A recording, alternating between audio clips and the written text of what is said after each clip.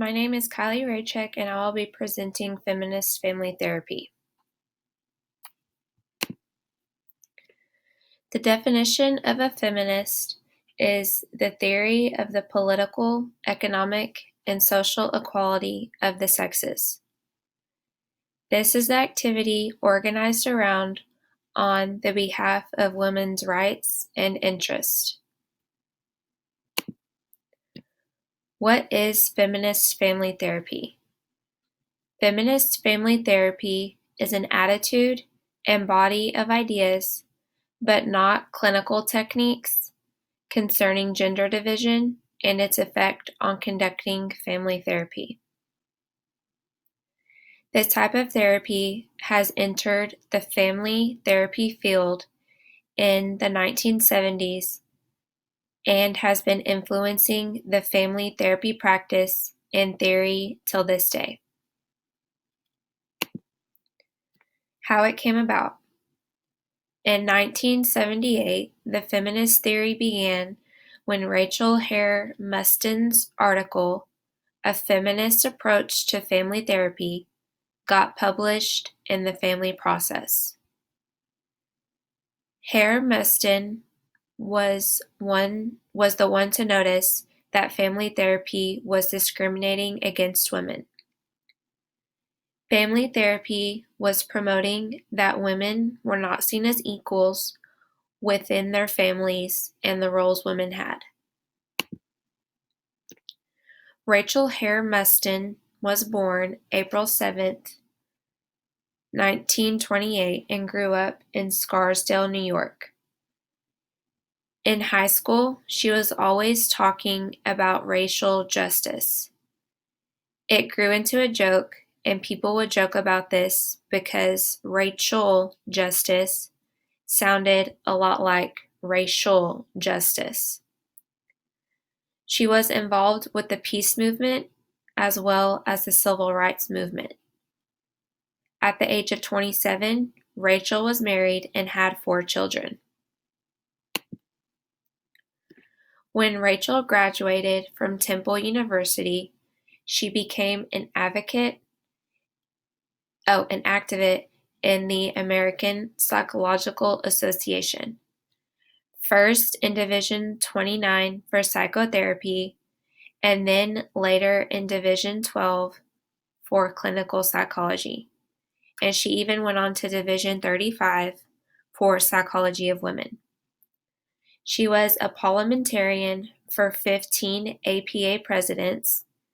She was recognized in 2002 when she was rewarded a presidential citation for her service. She has played a major role in the family therapy movement for nearly 3 decades. The effective components for feminist family therapy. There are 4 core components involving this type of therapy. They are the consciousness raising, social and gender role analysis, resocialization and social activism, and evaluates existing research for their therapeutic effectiveness. The data suggest that many of these core components are encouraging. The feminist critique. This traditional view of men and women in society say, since men and women differ, they should engage in different social roles and different social functions. Advocates of feminism reject this view based on the assumption of social conditioning. Particular emphasis is placed on the psychological oppression of women, which points to the damage suffered in self-concepts, identity formation, intellectual development, and aspirations. Feminist psychotherapy in North America. Feminist psychotherapy was influenced in political and economic conditions of North America during the 1980s. Professional practice of feminist psychotherapy also took place during this decade and efforts were made to make it more inclusive. During the 1980s, feminist psychotherapists were practicing in a variety of different categories.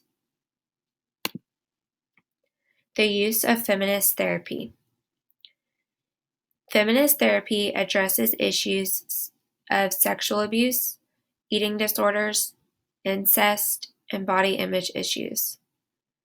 The groups that can benefit from feminist therapy are lesbians, gays, bisexual, transgender, people of color, immigrants, refugees, people who have disabilities, and people in poverty.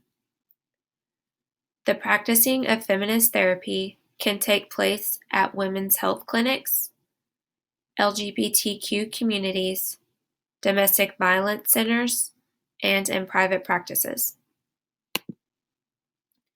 Expectations of feminist therapy. Clients discuss their individual identity, strengths, and will use them in order to feel more powerful in society. Some techniques that are used for this is role-playing, being assertive in order to help build their identity and self-esteem so they can behave freely. Feminist therapy for families goes into the challenges parents and other family members face when a loved one struggles with the cultural or gender differences. Sometimes in feminist therapy, the therapist may share their own personal stories and challenges, helping the client become more comfortable when opening up. How feminist therapy works. Feminist therapy involves diversity, gender issues, and is committed to both individual and social change. Feminist therapy is designed to help those who feel silenced or oppressed by lifting their voices up and recognizing them in societies. There is an understanding that individuals are affected and struggling with the norms of society and realize they are unique in identity. The qualifications of a feminist therapist. These types of therapists have to be a licensed psychotherapist or other mental health professional who believe in the principles of feminist theory and social justice issues. They can deal with cultural expectations, discrimination, and difficulties that individuals, mainly women, face in the world. It can be important to choose a feminist therapist who believes in your personal and political values and that you also feel comfortable and respected with. Benefits of feminist therapy. The main goal of feminist therapy is not only for change in the individual, but for change in society. Gender issues need to be discussed because of the psychological distress and behavior that can exist. There are stigma and stereotypes which affect our lives, and environmental pressures may affect our identity. Therefore, feminist therapists recognize these concerns and address them.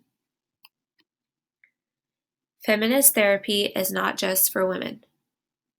Women are not the only ones who can benefit from feminist therapy. Men can benefit as well. Men deal with gender restrictions that include being competitive, strength, and autonomy. Men are often brought up that they should not be sensitive, show empathy, or make themselves seem vulnerable. Both men and women face cultural and gender stereotypes. Men benefit from this type of therapy because it teaches and helps them understand their emotions, identity, and intimacy. The framework of feminist family therapy. This therapy is a person-centered political model that is combined with the cultural context. The goals are to enable the person to address aspects of social transformation, to have a strong self-concept, and reconstruct beliefs about identity. This therapy can be inspiring to treatment for social change and to become better able to accept themselves. The principles of feminist therapy. The first principle is the personal and political context, and this is the issues of the personal, cultural, or social or political context. The second is the commitment to social change, which is to make a positive impact on society. The third principle is the value of diverse perspectives, and this is welcoming of diversity. The fourth is an egalitarian relationship. This is preventing the imbalance of the power that is between the client and therapist. The fifth is a strength-focused approach, and this is where the therapist might keep away from labels, go over the strength of the client during therapy, and reanalyze mental health issues. The sixth and last one is recognition of all types of oppression. And this is where realizing that oppression is harmful to all people. Gender with feminist therapy. A definition of gender may include subjects such as psychological attitudes. Therapists can pay close attention to gender stereotypes and biases. Gender stereotypes may lead to attitudes that are problematic towards a certain gender. These attitudes may lead to discrimination, oppression, and trauma. When one experiences harassment, violence, or human rights violations, they can seek therapeutic support in order to talk about these issues. These are some comics I found over feminism. The one in the red is Emma Watson, and she's an actress who is a big advocate for feminism. And it says, we need to live in a culture that values and respects and looks up to and idolizes women as much as men. The second comic is a Disney princess couple, and it shows where Princess Ariel is marrying her prince, and her prince says, and we will live happily ever after. But Ariel says, does that mean I get to have a career and control my own finances? The last two slides are my references that I used. This type of therapy was interesting to me because, for one, I had never heard of this type of therapy before this class. And now I know why this type of therapy is important as well as needed. I know there is a big stigma about feminism and being a feminist, so I think this type of therapy says a lot when learning about how it now includes helping men, couples, and families. Thankfully, there is this type of therapy setting out there so people of all genders, cultures, races can have a safe space to talk.